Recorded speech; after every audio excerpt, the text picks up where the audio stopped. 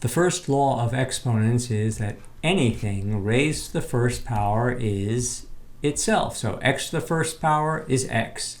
5 to the first power is 5. 37 to the first power is 37. 0 to the first power is 0. So this is a nice simple rule. It's easy to understand.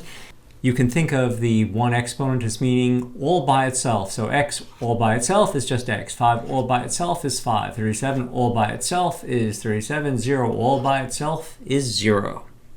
The next rule is also nice and simple. Anything, or almost anything, raised to the 0 power is equal to 1. So x to the 0 power equals 1. 5 to the 0 power equals 1. 37 to the 0 power equals 1.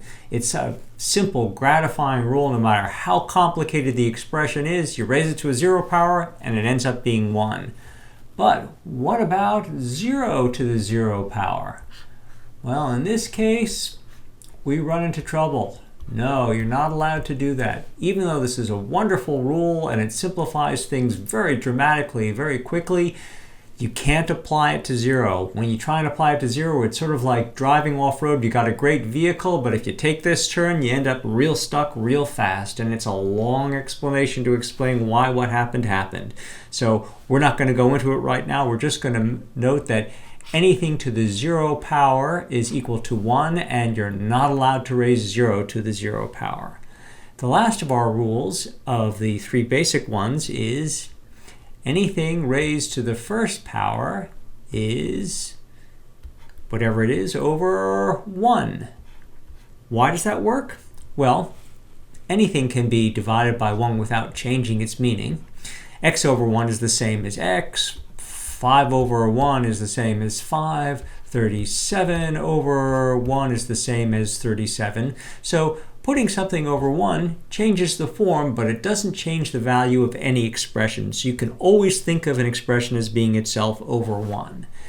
When you have a negative exponent, what that's telling you is that the base and its exponent are on the wrong side of the fraction line. So what you want to do is flip them over. So if you have 5 to the negative 1, that means you've essentially got 5 over 1 to the negative 1, and the base 5 and its exponent are on the wrong side of the implied fraction line. So you flip them around and you get 1 over 5.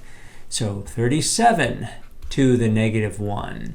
That's the same as 37 to the negative 1 over 1, and the negative exponent lets you know that the base 37 and its exponent negative 1 are on the wrong side of the fraction line. So you flip them around and instead you get 1 over 37 to the first power, or 1 over 37. Now the question arises, what about 0 to the negative 1? Well, I'm afraid this is one of these situations where you're not allowed to do it. At that point, you're driving off-road. So whenever you see that, it doesn't compute. You can't solve that expression. That's not soluble. So our three rules were: anything raised to the first power is just itself. Anything raised to the 0 power is equal to 1, so long as whatever it is not equal to 0. And anything raised to the negative 1 is itself over 1, so long as the number or the variable is not equal to 0.